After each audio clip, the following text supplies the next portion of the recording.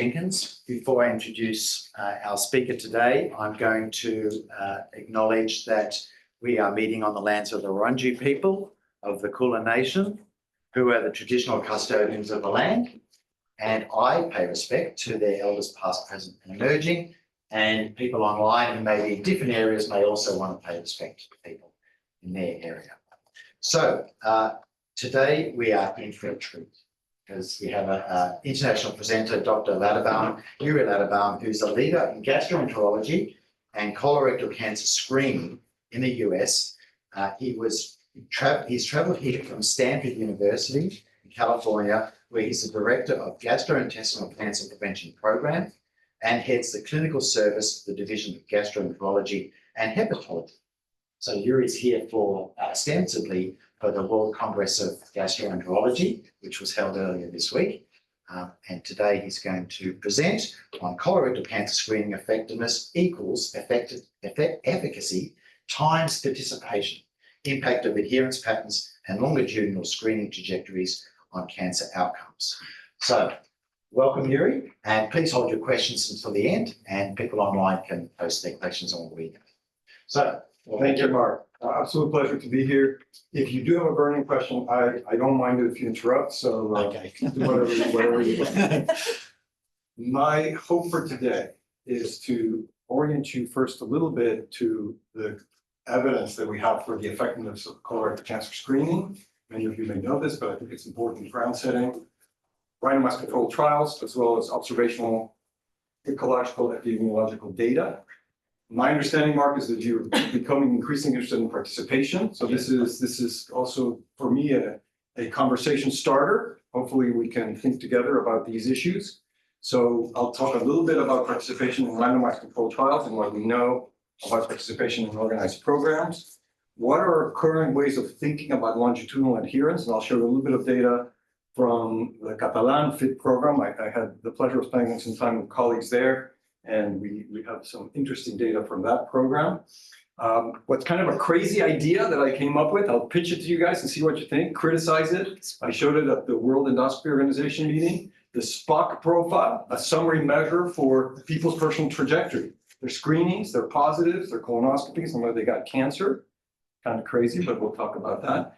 And then a little bit of exploratory computation-based modeling that compares a couple of things. One is the number of rounds completed by a person. If you're on a biennial FIT program, you might be eligible for N studies, depending on your age and when you started. How many of those did you do? Which is a relatively simple measure. I did 5 out of 7. Whether you're as opposed to your specific screening trajectory. Am I somebody who is an early adopter and a dropout? Am I intermittent? Am I a late entry person? How much does that matter? And this fits into the SPOC idea, because the whole idea is that the S component of SPOC can potentially capture that sequence or the aggregate measure. So a lot of these are just evolving ideas, and this is kind of a research type exploration as opposed to presenting what's done. Let's think through it together. So let's look at the randomized trials, screening effectiveness, and also how participation may have impacted this. This is the beginning of the really high level evidence for colorectal cancer screening. And these were the randomized controlled trials of guaiac FOBT versus no screening, tens of thousands of people. You can see their follow-up of about a decade or more, the reduction in colorectal cancer mortality with annual fecal to cold blood testing. This is the old guaiac-based test on the order of 33%, and with biennial FOBT about 15 to 20%. You go forward for about a decade, and here we have randomized controlled trials of an endoscopic intervention. This is flexible sigmoidoscopy, which reaches the distal portion of the colorectum. So we're not seeing the proximal colon.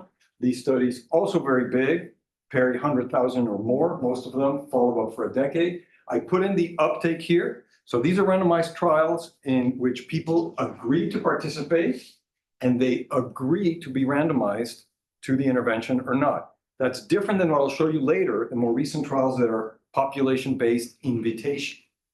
It's very different in terms of the mindset. So the uptake rate of the modality here, 58% through 84%. PLCO in the US, very high. So people who entered, got randomized to the sigmoidoscopy, most of them got it. And we see now reductions in incidence of about 20%. This is polypectomy, right? Patients are having polyps removed. Reductions in mortality of about 20 to 30%. So you have a greater mortality reduction than an incidence reduction. And incidentally, there's a lot of ways to look at the colorectal cancer data that suggest that probably the biggest contribution to the reduction in colorectal cancer mortality is the incidence reduction. It's much less early stage detection. It's prevention, which is very important when you think about polypectomy. And Alex, I know there's something you care a lot about. You and I have talked about this a little bit. So per protocol, these are the people who actually got the FLEX-SIG. And of course, there's some selection bias here, right? The people who undergo the FLEX-SIG may be different than the ones who don't. But here the numbers are better. Incidence reduction of about 30%, mortality reduction of about 40%. And that's just looking at part of the bowel. So I think across the board, when you think about impact on cancer, these numbers are quite good. And then you think about what if we were able to get the whole colon, could it be better?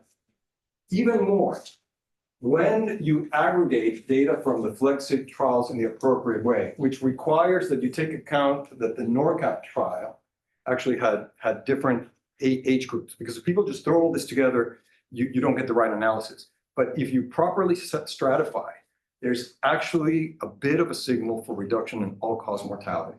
That's extraordinary. You have trials that are designed to measure reduction in cancer-specific mortality reduction. Nobody dreams of showing a reduction in all-cause mortality when cancer deaths, colorectal cancer deaths, are just a couple of percent in the population. But there's a smidge of a signal here. And I'm not aware of any other cancer where this happens.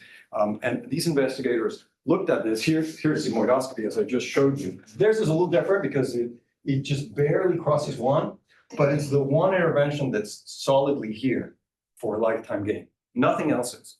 So I think we're lucky as gastroenterologists to have a disease here that we can really have a profound impact in. And the questions about implementation, that's why participation is such a big thing. So now let's look at the data from Nordic. This made huge headlines. This is a randomized trial of invitation to screening colonoscopy versus usual care. And I'm editorializing here a little bit. This was an interesting social scenario because this is a high resource region of the world with relatively high colorectal cancer incidence. You have the data from the FLEX-SIG trials, you have the data from GUAIAC, and their standard of care is still no screening. Some people were critical of that, but they actually protected their no screening control, and they have their social reasons for justifying. They said, well, our control is still no screening. Netherlands said, no, we can't continue like that. They rolled out their fecal immunochemical test program, and they said, we'll deal with it in the analysis. But I just find this very interesting that there was a no invitation group. Okay, so Nordic, population-based invitation to colonoscopy versus usual care. Closer to the real world, closer to what population-based programs, for instance, in Australia and other places will face. This is not the same as I agreed to be in the trial, and then if you offer me colonoscopy, I'll do it. So the participation rate in the invitation arm, 42%. 42% of people get their colonoscopy. And what we have so far are the interim 10-year results. The plan is for a full analysis at 15 years. So take this a bit with a grain of salt. So let's now stack up the colonoscopy at the bottom, which is a more comprehensive exam than FLEX-SIG. We think we're going to do better.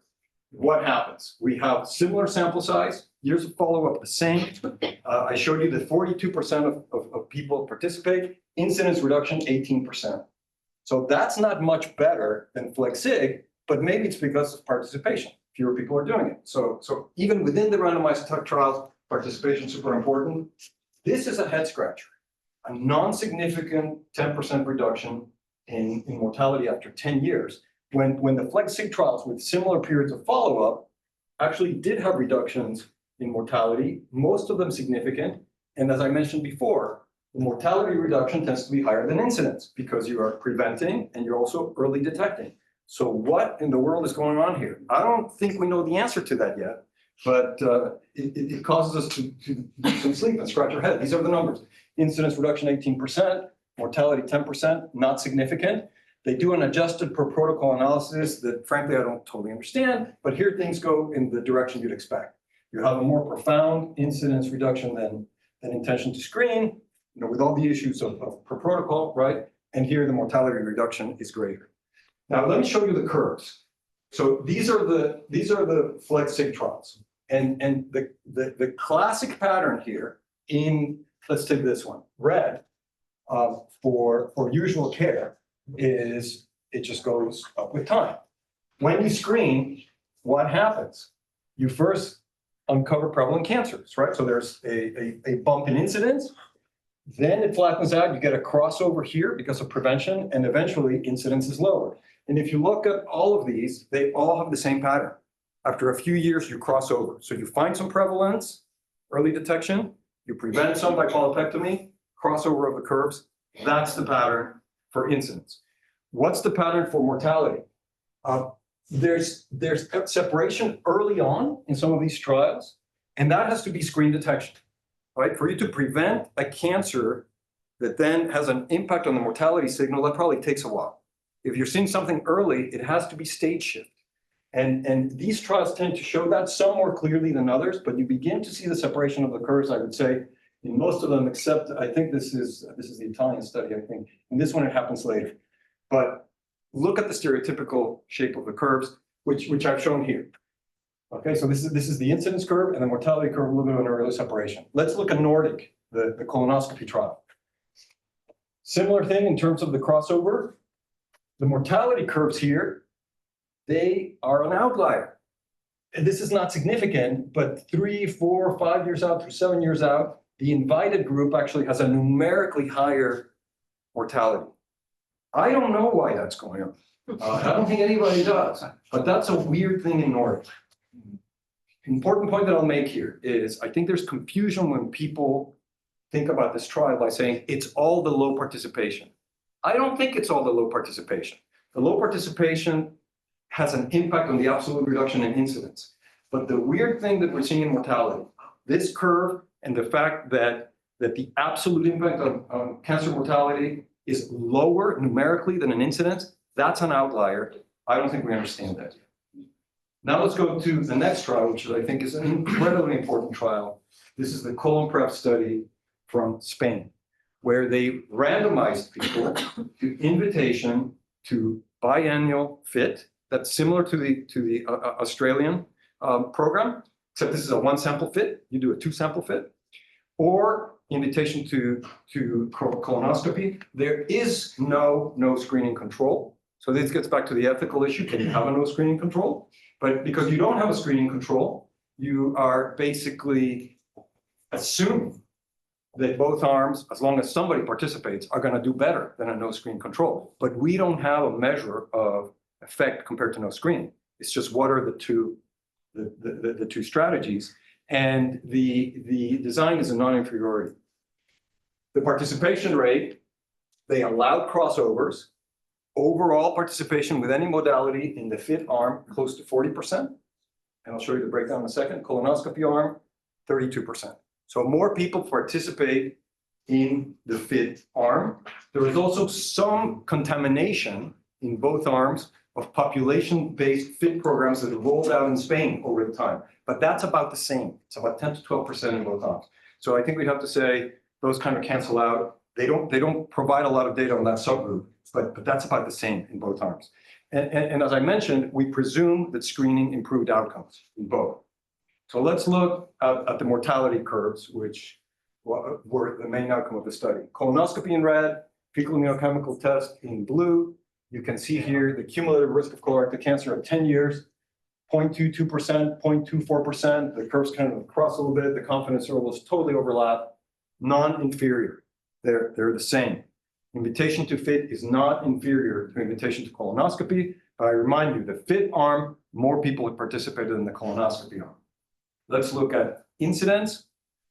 Same thing, big overlap here, 1.22% incidence, 1.13%. Is there a signal there that colonoscopy is better at preventing? You certainly can't conclude that statistically. These are non-inferior.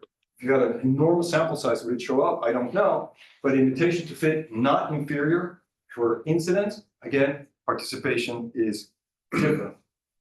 I throw this out there as a little teaser. Maybe we can talk about this a little bit more.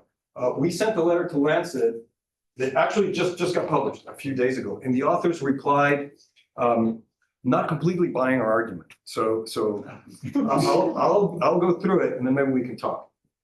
But we focused on the actual receipt of colonoscopy versus FIT. A per protocol analysis or an at-screen analysis has its problems. And in fact, they showed that all-cause mortality, which has nothing to do with colorectal cancer screening, you're not going to move the needle that much. All-cause mortality in the people who didn't screen is substantially higher than in people who got FIT, than in people who got colonoscopy. So that's a healthy screening bias, right? The people who say, yes, colonoscope me, have substantially lower all-cause mortality. They're different. And so in the at-screen analyses and in the per protocol analyses, colorectal cancer outcomes are better for colonoscopy than for FIT, but you have a problem because of selection. But we looked at this with the numbers for the entire arms, and I think we did something clever, but I'm open to criticism. So both study arms have similar outcomes. You have greater participation in the FIT arm. You see where I'm going? This implies, in a simplistic way of thinking, that colonoscopy in fewer achieved similar outcomes as FIT in more. And we estimate that colonoscopy was about receipt of colonoscopy. Actual receipt of colonoscopy was 1.4-fold effective receipt of FIT. Just to let you know, what FIT achieved was completion of at least 2/3 of the test and about 2/3 of the people. So this is not biannual FIT 100% on everybody. So that's how it worked out. Now, let's think about the crossovers. In the FIT arm, 39.4% of the 39.9 who participated said, yes, I'll do the FIT. A tiny number of colonoscopy aficionados who said, no, colonoscope me, but that's negligible. In the colonoscopy arm, people get offered colonoscopy, they're allowed to cross over to FIT, 20% take up the colo, 11.7 say, no, I'll do FIT. So you have a certain crossover there. So we basically said, what distinguishes the two arms? Because you have 0.5% colo that is common to both, you have 11% FIT that's common to both. I know that those people may not be identical in risk, but we said, okay, suppose they are. And so what distinguishes the arms is that the FIT arm has 28% more FIT than the colo arm. The colo arm has 20% more colo than the FIT arm. All else to a first approximation is equal, and the outcomes are the same. So if that's the case, that the outcomes are the same, you have the 28% versus 20%, and that's where we come up with the about 1.4x. So think about it, and let's discuss, are we wrong or are we onto something?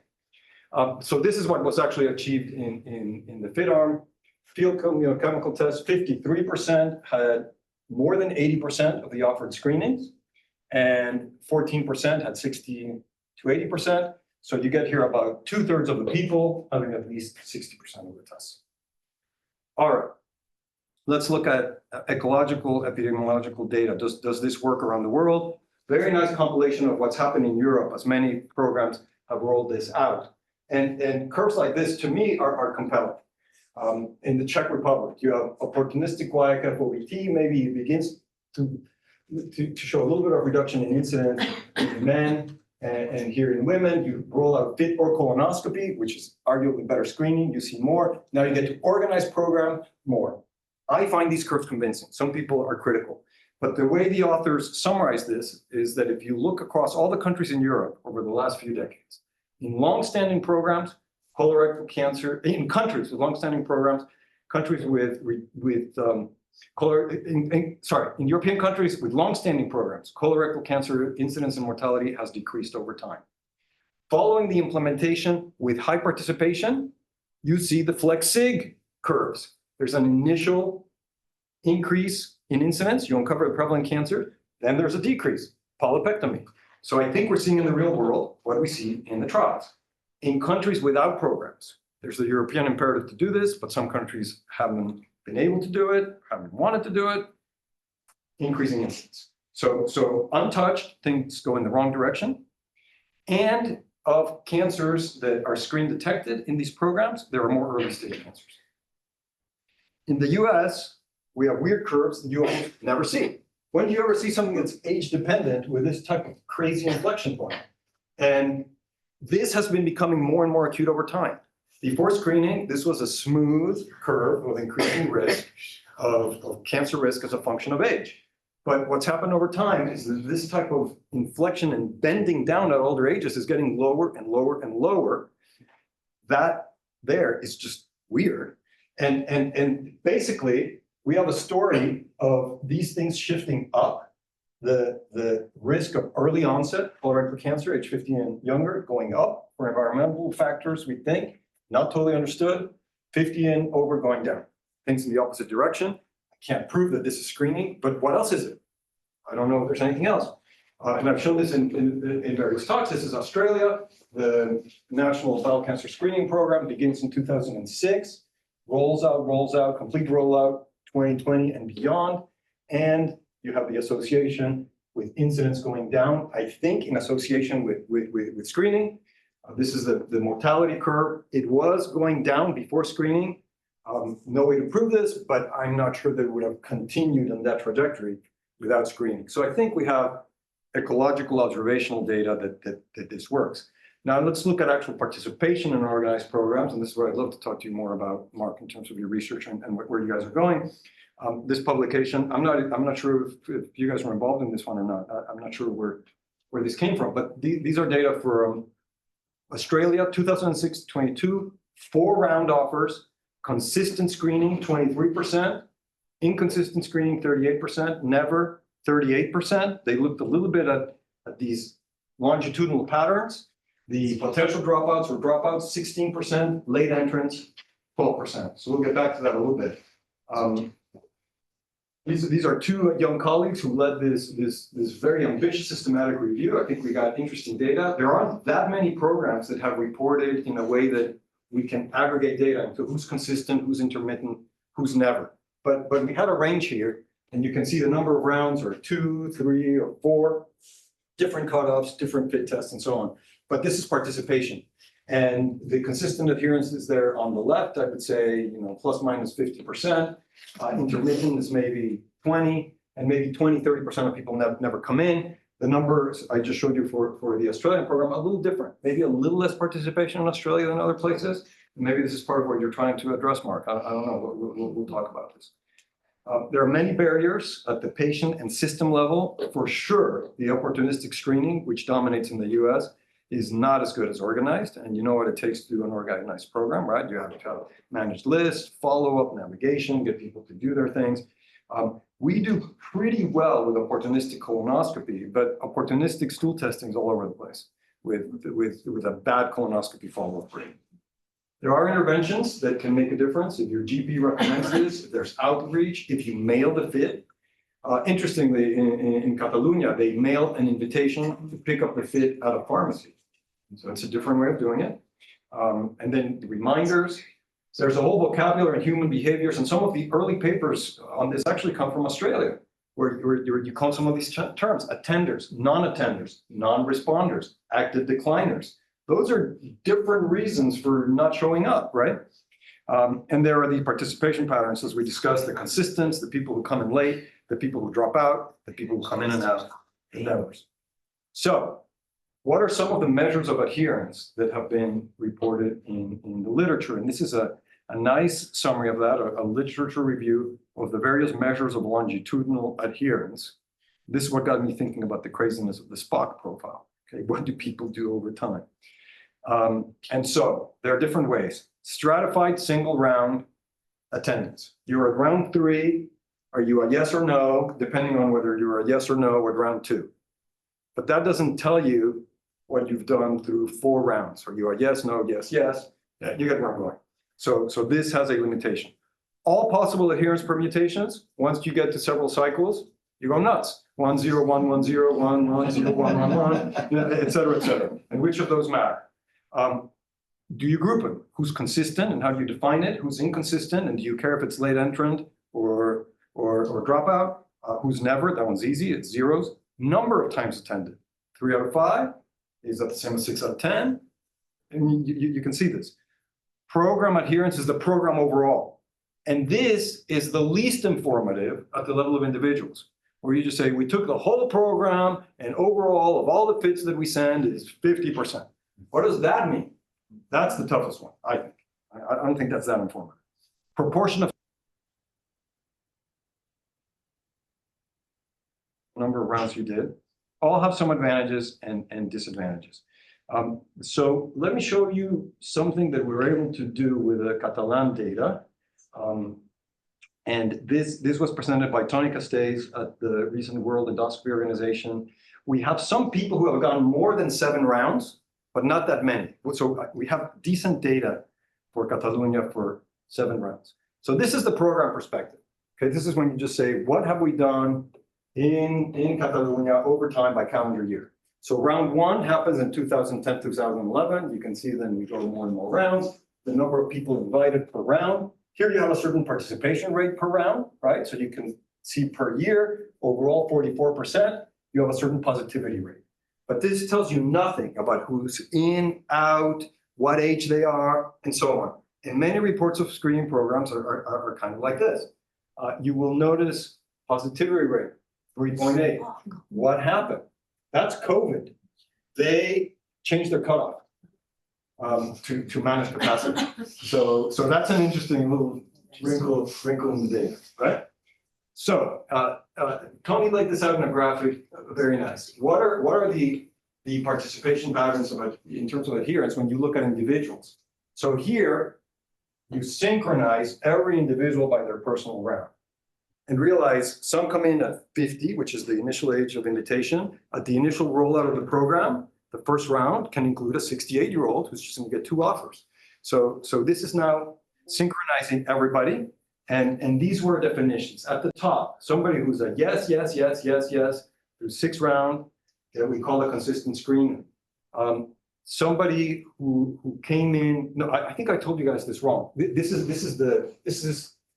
are the program rounds. I'm sorry, these are the program rounds. So this is somebody who's first becomes eligible at the 3rd program round, but this is their first individual round. So this person has done 4 out of 4 individual rounds, 4 out of 6 of the program rounds. Why? Because I'm in my late 40s in the first 2 program rounds. So this person's a consistent screener. This is frequent, which we defined as 66 to 99%. Basically, this person is late entrant by 1. This we defined as occasional without getting into early dropout or late, whatever. It's just overall. And we just made these up. You know, it's a third, a third, a third. Occasional, 33 to 65. Infrequent, 1 to 32. Never 0. So that's, we just made it up. But this is how it turns out. A little over 50% do at least something. We have 46% who never did anything. The consistents, which are 2/3 or more, almost 30%. The frequents, 86. The occasionals, where they do about a third of the offers or less, 16%. And so when you look at participation rate per round, now you start having some interesting things. This is what it looks like for the subject's screening round offer. First round offer, first eligible, 40% of people. By the time you get to the 7th offer, and this is all comers, right? This includes all the people, doesn't matter what they've done here before. By the time you get to the 7th round, you're up to 60%. This, of course, is correlated with age. People are getting older.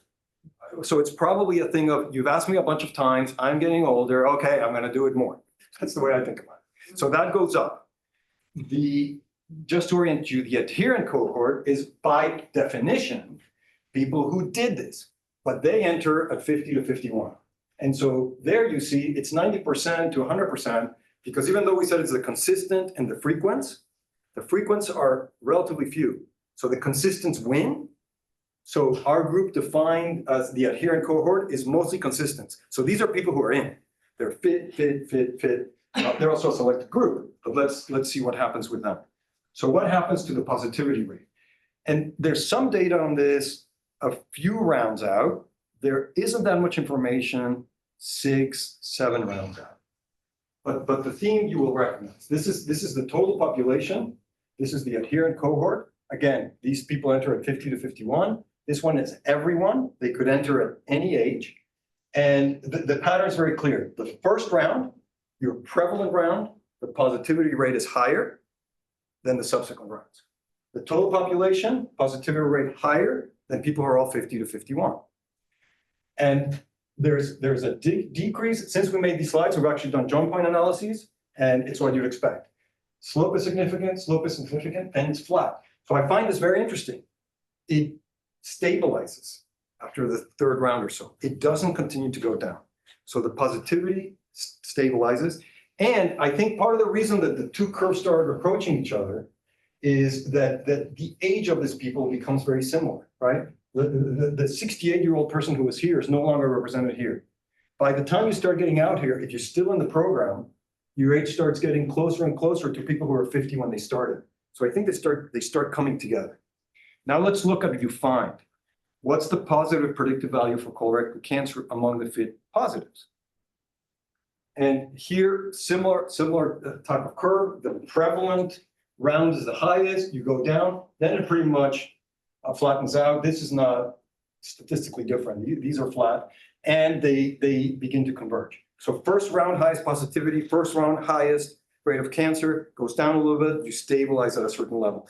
And so the interesting thing here, how do I think about the stabilization? Well, these are people who have survived the previous FIT tests. So you're getting a healthier and healthier cohort, right? The people who had neoplasia are out. They go to colonoscopy surveillance.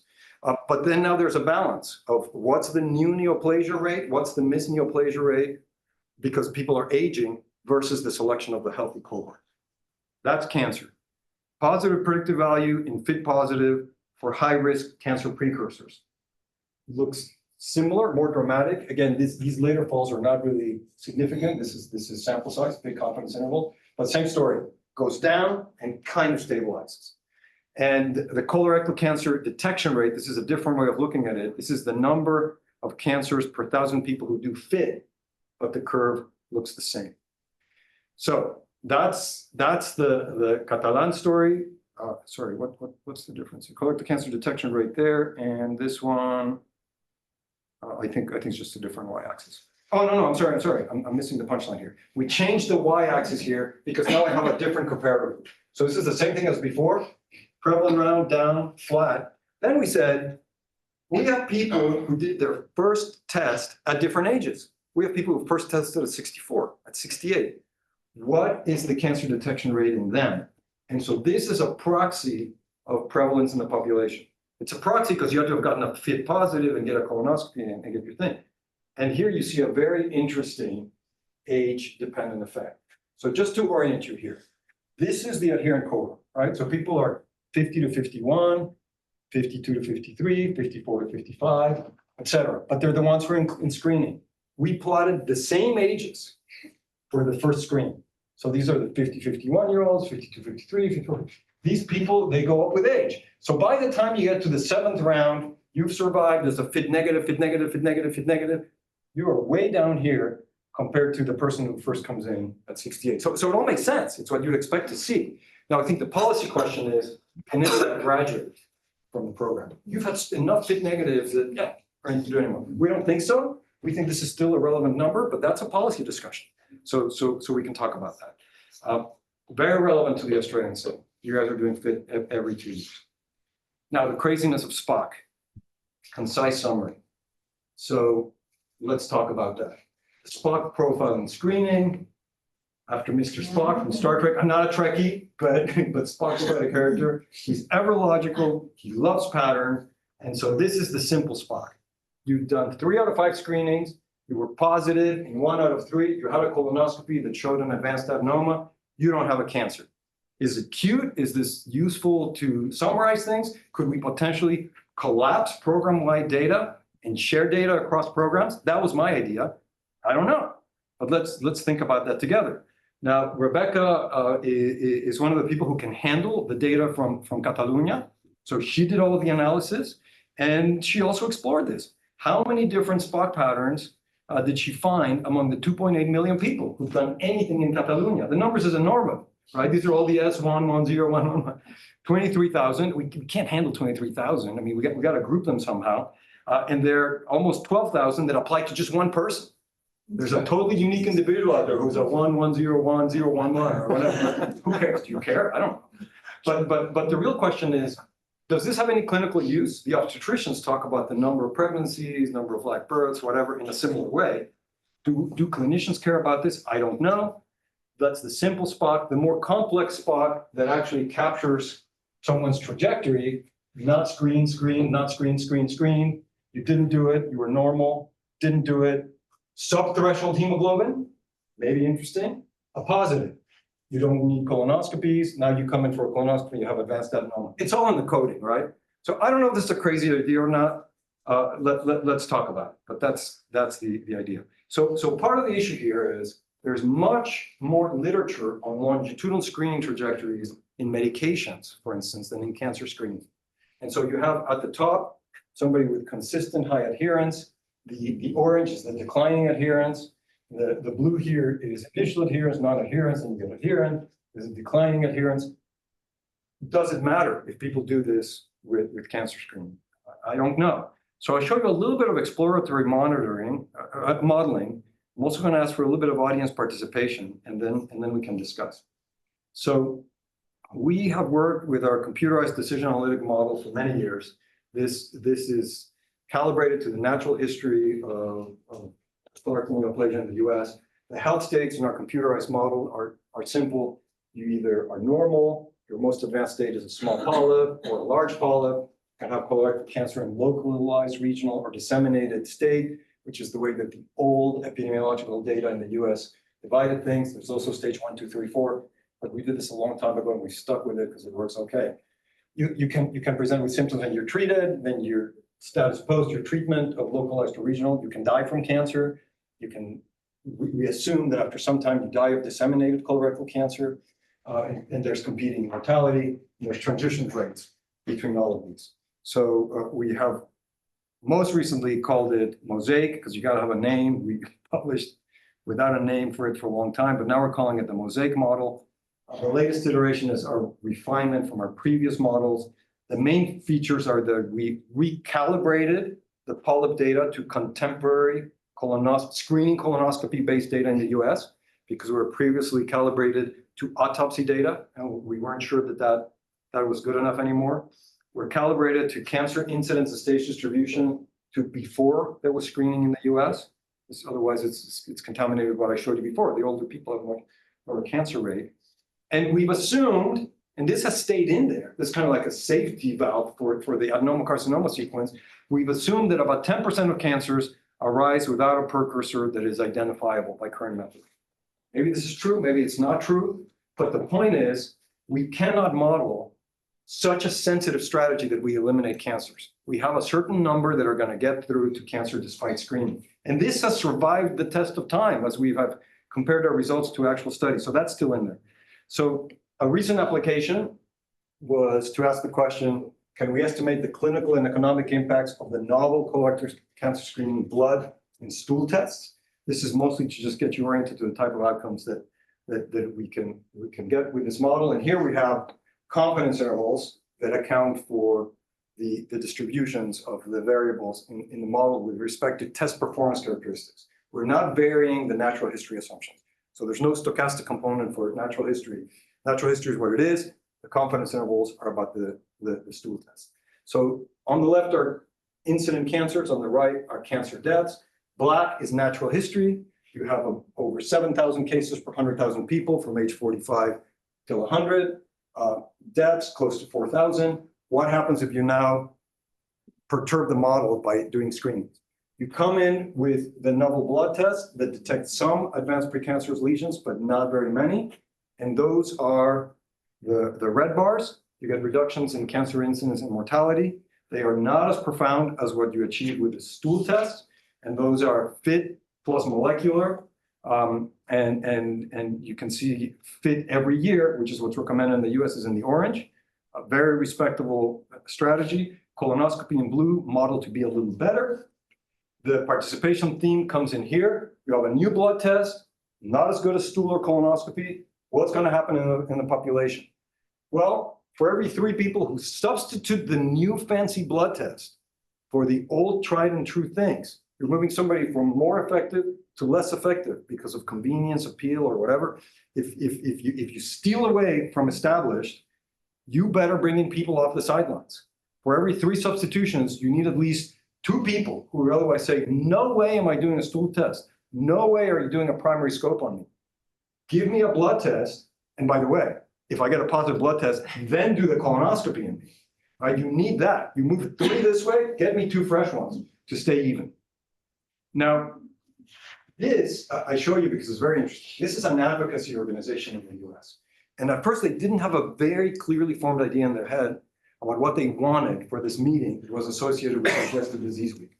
But they wanted to bring in all the manufacturers of the blood tests to talk about participation. And finally, what crystallized was the fact that they were worried that people are throwing around participation numbers saying, oh, but you're better, people do better with our test than another test, and putting it into models. And you know what's going to happen? That's one of the biggest levers. More people do test A than B, you move everything. You saw that in colon prep, right? I think that a masterfully done colonoscopy strategy is probably better than biannual FIT every 2 years. They're close, but the colonoscopy strategy may be better. But you move participation a little bit, FIT wins. So now you get a test with commercial interest that purports to have data that their participation rate's better than FIT. Let me show you a model, everything moves. I'm sort of giving you the dirty laundry of what was around here, but that's what they wanted. So they asked me to talk about that. And so I said, well, how do I illustrate this? So we had this model some years ago where we were comparing FIT every 2 years, FIT yearly, the multi-target stool DNA test, which is a FIT plus a few markers, and it's an expensive test. It's Cologuard. I don't think you have it in Australia. Do you? Okay. It costs hundreds of dollars. FIT in the US is $20. And colonoscopy every 10 years. And what we did here is to say, okay, the Cologuard costs a lot, but they have a bit of a navigation program for the patient. You order the test, they call the patient to try to make sure the patient comes in. They don't navigate into colonoscopy. So they've always said, you're getting not just the test, you're getting some navigation. Whereas FIT, you just give the patient the FIT kit, whatever.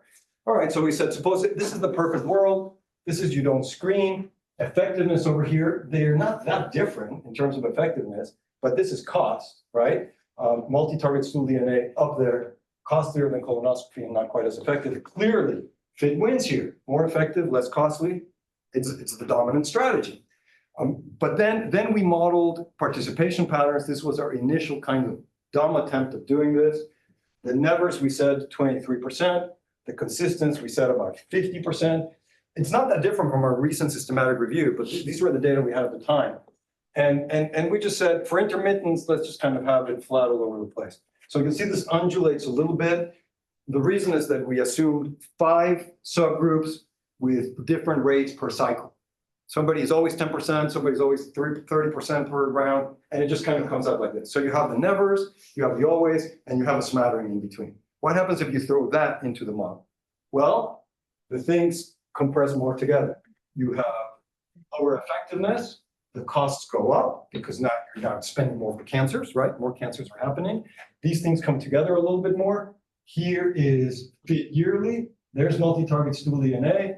Here's, I'm getting confused here. Multi-target stool DNA, FIT yearly, and here's FIT every 2 years. We didn't do it for colon. But now, Exact Sciences, the manufacturers of Cologuard say, wait a minute. The adherence with multi-target stool DNA is better than FIT. It's not those participation patterns. Now you're moving over there, and now you have greater effectiveness. So participation is a huge lever, right? And so how good are your assumptions about adherence, and how do you model adherence? That's why I spent some time with you guys about the patterns and the craziness of SPOC. So exploratory modeling about SPOC, and then I'll close here. This is the patient participation thing, the audience participation. We can talk about the number of rounds that you completed, what we call the dose. You got 3 out of 5, you got 7 out of 8, or the specific trajectory in SPOC. Your S0, 1, 1, 0, 1, 1, 0, 1, 1. Do you care? Okay, guys.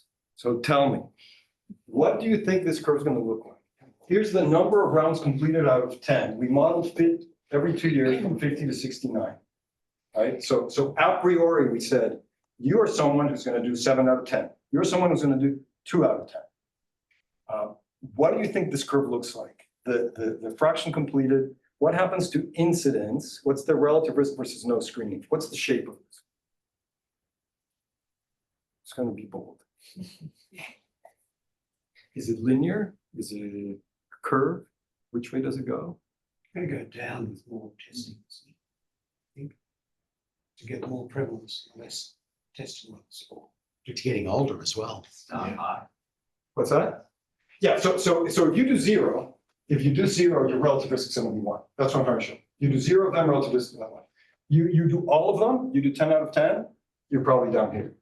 What's in between? Is it linear or is it a curve? It's a curve. That was our intuition, okay? So what do you predict? What does it look like? And next question, what's the importance of the specific screening trajectory? S1, 0, 1, 1, 0, 1, 1, 1 versus you're a 7 out of 10. What do you guys think? I don't expect you to know that, but here I was a little surprised, right? Because I'm all thinking, oh, we gotta get fancy here with the trajectory. So Spread out. maybe. So the question, what's the difference? So this is what our preliminary modeling shows. It's curvilinear, right? So 1 out of 10 gives you a bigger band than doing the second one, the third one. By the time you start getting here, I'm not gonna say it's flat. There's always been, but it's a little curvilinear. So those of you who got that intuition, that's right. What has surprised us a little bit, this is the cluster of all the S101110 craziness. They don't seem to overlap. This means there is some difference within dose of the specific trajectory, but the trajectory never seems to be more important than did you just get an extra one?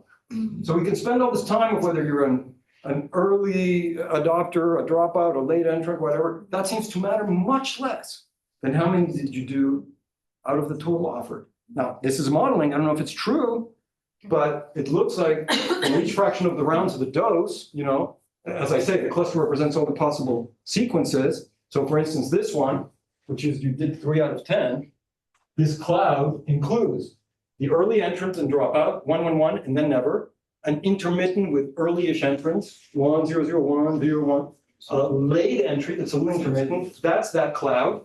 But no matter what you are there, you are better than 2 out of 10, and you are worse than 4 out of 10. This is preliminary modeling. We're elaborating this. We'd like to publish this eventually and hopefully spur some discussion. Question, does this hold true in the real world? And I think there are some challenges in doing real world analyses that I'd like to talk to you guys about because people are censored when you're FIT positive and you come out. So you don't know if somebody would have been an 8 out of 10 if they're positive on the third one. I'm not sure exactly how to think about that. Yeah. But if this is real, then the message is simple. My expanded Splunk idea is nonsense, because who cares about 11011? But what matters is the number of rounds. I don't care about your sequence that much. I care about the number of rounds. And I'm not sure if that's true or not. So we talked about effectiveness in trials, randomized trials and ecological data, participation, the way we've seen it play out in randomized trials and organized program, the different measures of adherence, this idea of Spock, I gotta know your individual trajectory. But then in exploratory modeling, maybe I don't need to know your individual trajectory. I just need to know how many you've done out of the denominator. I'll pause there and hopefully we can have some discussion.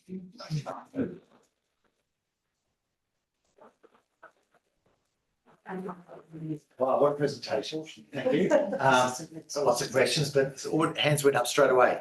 Tim. Just on the previous slide with your one test, those dots, can you explain what those dots are doing? Because there's 10 dots and you might expect. These dots? No, for the when you do one round, you test at a particular age.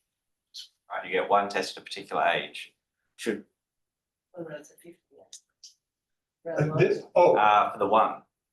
So this is the number of rounds that you did out of 10. Yeah. So 0 out of 10 only has one answer. But for the one. 1 out of 10, there are 10 dots there. Are those dots? Why are they all scattered everywhere? Oh, yeah. It So just tests we particular just spread them out laterally so you could see more or less where they lie. They're really, if they all lined up in one, we ended up with a line. So we gave them a little bit of a wiggle to the sides. But basically those dots, and we can get into this later, which patterns tend to be early versus late. But that is 1, 0, 0, 0, or 0, 1, 0, 0, 0. You get it. There's no meaning about the sideways. It's just, let me show you where it is. I think the main point is that this cloud doesn't really seem to overlap with this cloud, doesn't seem to overlap with that cloud. And by the way, we have a second decision analytic model that was developed independently from this one. Pretty similar. So we have two models that are showing the same thing. The main message being, yes, within dose, you have a span of trajectory, but trajectory compared to just move a dose up or down, it seems not to matter as much.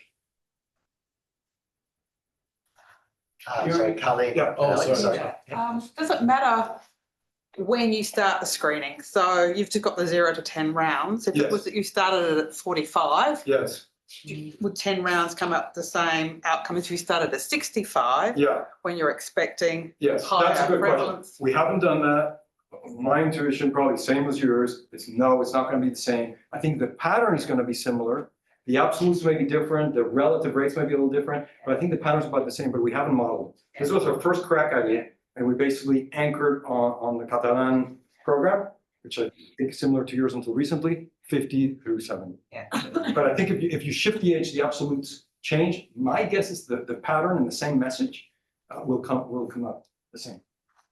Alex. So I've got a few questions and some back, but for this screening fatigue, we talk about human nature. So how much is your psychology, adherence, and all that sort of stuff? And the fact that we've always worried about screening fatigue, someone doing the same thing all the time and getting Yes. bored of it and not doing it.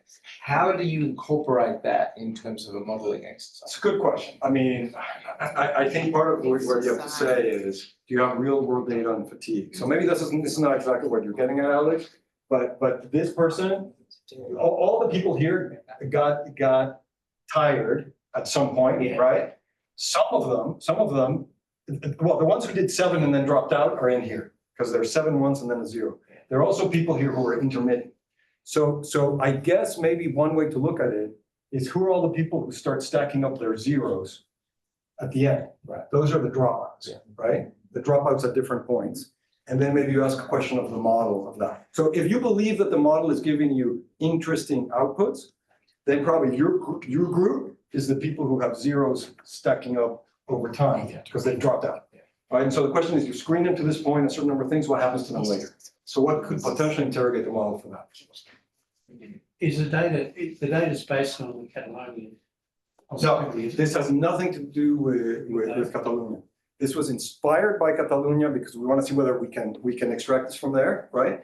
But this is our US-based model, calibrated to the US, and this is fit with the reported performance characteristics at a threshold of 20. And then we just ran it forward. I don't think that matters that much, Finn. Do we have the Catalan competing cause of mortality? Do we have the Catalan cancer incidence? I don't think it matters, but this is US. Melissa first. Well, just going back to your per protocol analysis, comparing colonoscopy to FIT, Yeah, I can imagine they're different people. What did you adjust for in that analysis? nothing. Nothing. And that, I can show you the letters, okay? Yeah. Because we just wrote it. Yeah. By the way, I'm not sure the name Noel Weiss means anything to you guys. Noel Weiss is a very well-known cancer epidemiologist. I had just met Noel. I pitched him this initially. He said, nah. I talked to him. I was like, I think you're onto something. So he signed on to the letter. He bought it, okay? But Tony Castells and colleagues wrote a very nice thing saying, the assumptions that this letter has are A, B, C, D, blah, blah. They also said, the assumption is that the people who screen with different things have no difference in risk. And there we disagree.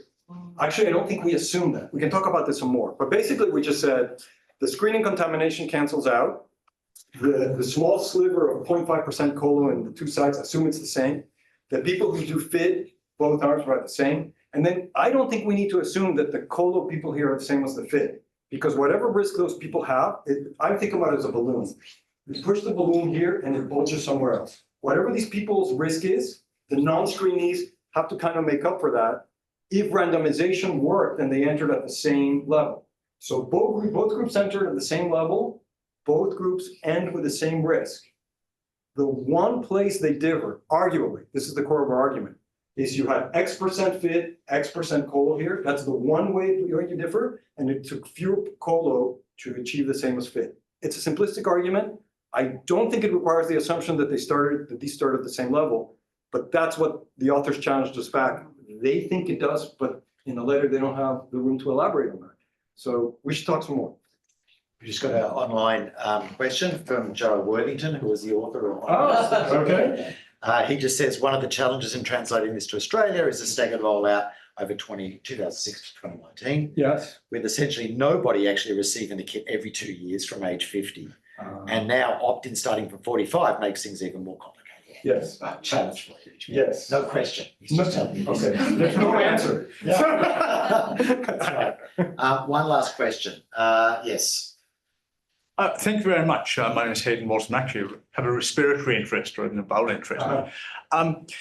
In screening, I mean, the earlier you get people in and more you pick up and more people that come in, obviously the better, because your chance of surviving becomes inherently longer.